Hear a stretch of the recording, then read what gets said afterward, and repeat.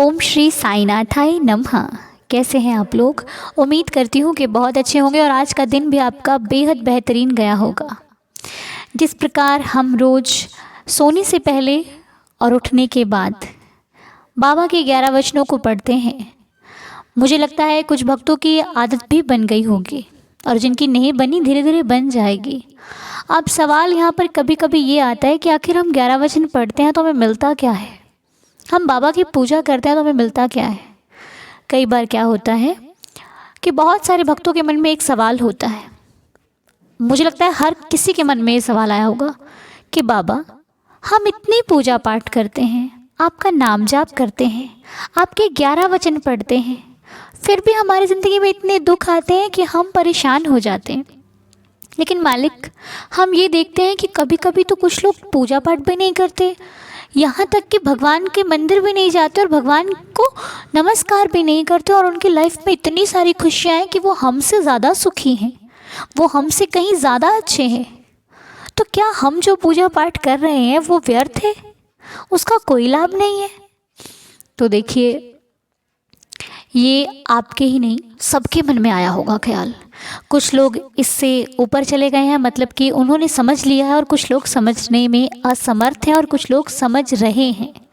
तो बात पता क्या होती है, जब हम किसी रिश्ते में नहीं होते तो हमें कोई परवाह नहीं होती, हम बिल्कुल फ्री होते हैं, हमें कोई टेंशन नहीं होती। किसी को मनाना है, किसी के साथ रहना है, किसी को खाने का ध्यान देना है, किसी के पानी का ध्यान देना है, हमें कोई टेंशन होती ही नहीं, हम बिल्कुल फ्री होते हैं। उस वक्त हम क्या होते हैं, एकदम टेंशन फ्री, हमें सिर्फ अपने से मतलब होता है, कोई क्या कर रहा है हमें कोई परवाह नहीं है। और एक तरफ जिसके पास पूरी फैमिली होती है, जॉइंट फैमिली होती है, वो बड़े परिवार के अंदर रहता है, तो उसके ऊपर टेंशन तो होगी ना, क्योंकि उसको सबका ध्यान रखना है।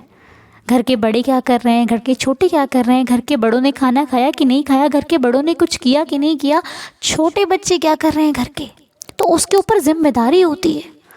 अब ये बताइए, इसके ऊपर जिम्मेदारी है, वो ज़्यादा टेंशन में रहेगा या फिर जो फ्री है ना?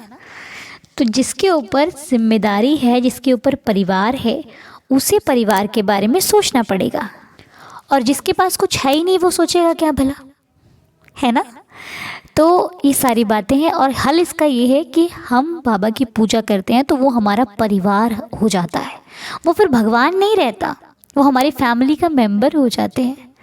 उनकी देख रेख, उनकी पूजा पाठ, उनको स्नान कराना, तो चिंता होती है, और चिंता उसी व्यक्ति को होती है जो करता है। जो करता ही नहीं, उसे चिंता काहे की होगी, है ना? और रही बात दुख सुख की, तो देखिए, दुख हर किसी के जीवन में आता है, चाहे कोई टेंशन ले नहीं ले। हाँ, कुछ लोग ऐसे होते हैं जिनको परवाह ही नहीं होती, जो होगा देखा जाएगा, उनकी इंसल्ट की भी उन्हें कोई चिंता नहीं होती। लेकिन जो व्यक्ति मान सम्मान के लिए जीता है ना, उसको थोड़ा सा भी कोई कुछ कह देना तो वो दुखी हो जाता है कि मुझे किसी ने कह कैसे दिया। बस फ़र्क इतना है, कुछ लोग ध्यान नहीं देते, और जो ध्यान देते हैं उन्हें छोटी सी बात भी दुखी कर जाती है। अब यहाँ पर सबका व्यवहार अलग है, सबकी ज़िंदगी अलग है, सब अलग तरह से सोचते हैं। तो आप अपने आप को किसी से कंपेयर मत करें, बस ये कहो कि मालिक तूने जो दिया अच्छा दिया, लेकिन हाँ, ये जो दुख है ना बाबा, अब कम कर दो, अब सही नहीं जाते, तेरे साथ होने का मुझे कुछ तो लाभ दो बाबा, कुछ तो दो, ये दुख अब ख़त्म कर दो बाबा, मैं आगे से कोई गलती नहीं करूँगा, नहीं करूँगी। एक भगवान की तरह नहीं, एक इंसान की तरह बात करके देखिए उससे। वो पत्थर नहीं है, वो सुनता है, वो हर बात को देखता है, आपकी हर काम पर नज़र है उसकी। बस फ़र्क इतना है कि बोलता तो नहीं है, बस सब कुछ देख रहा है, सब कुछ कर रहा है। आपकी लाइफ में जो घटित हो रहा है वो उनकी कृपा से और आपके कर्मों से हो रहा है ना? तो इसलिए किसी चीज़ को ज़्यादा सोचिए मत। हाँ, जिस तरीके का आपका व्यवहार है वो अगर आप नहीं बदल सकते तो उसमें संतुष्ट रहिए, क्योंकि हर व्यक्ति अपने अपने व्यवहार के अकॉर्डिंग अलग तरीके से बना हुआ है। किसी को अपनी इज्जत की परवाह है तो किसी को है ही नहीं है। तो जिसको नहीं है वो बेफिक्र जिएगा, जिसको है बेचारे को उसको टेंशन तो होगी ना, है ना? अब किसी ने कैसे भी कपड़े पहने, उसको चिंता नहीं है कि मुझे कोई क्या बोलेगा, और किसी को अगर किसी ने कुछ कह दिया, अरे तुम कैसे लग रहे हो, तो उसको टेंशन हो जाती है कि मैं वाकई कैसा लग रहा हूँ। तो फ़र्क यहाँ पे है कि कोई किसी के अकॉर्डिंग जीता है तो कोई अपने अकॉर्डिंग जीता है।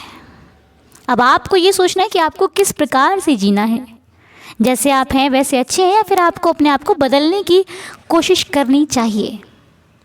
मेरे हिसाब से तो उस चीज़ को बदलिए जिस चीज़ से आपको ज़्यादा नुकसान हो रहा है। अगर आप बहुत ज़्यादा सोच रहे हैं तो इस चीज़ को बदलने की ज़रूरत है, क्योंकि सोचने से आपकी लाइफ में कुछ ठीक होने वाला नहीं है, बिगड़ेगा ही बिगड़ेगा। इसलिए अभी भी वक्त है, अपने आप को हैंडल कीजिए, सुधारिए। ठीक है, जहाँ पर आप सही है वहाँ पर सही रहिए, वहाँ पे आपको कुछ चेंज करने की ज़रूरत नहीं। लेकिन जहाँ पर आपको लगता है कि आपके ऊपर ज़्यादा प्रेशर है, आपके ऊपर ज़्यादा बर्डन है, तो उसको कम करने की कोशिश कीजिए। दुख सुख से मत डरिए, वो आएंगे जाएंगे चले जाएंगे।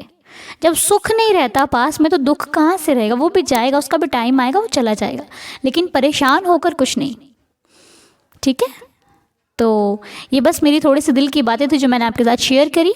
तो उम्मीद करती हूँ कि कुछ तो समझ में आया होगा आपको, और अगर कहीं मैं गलत हूँ तो प्लीज़ मुझे कमेंट बॉक्स में ज़रूर बताएं, क्योंकि बस आपसे थोड़ी बहुत बातें शेयर हो जाती हैं। बस यही ज़िंदगी है और यही ऐसी चलती रहेगी लाइफ, है ना। तो चलिए फिर मिलूंगे नेक्स्ट वीडियो में, तब तक के लिए अपना ख्याल रखिएगा। फिर मिलते हैं शाम को 11 वचन पढ़कर अपनी रात को अच्छी सी प्यारी सी नींद लेंगे बाबा के साथ। ओके, ओम साई राम, जय साई राम।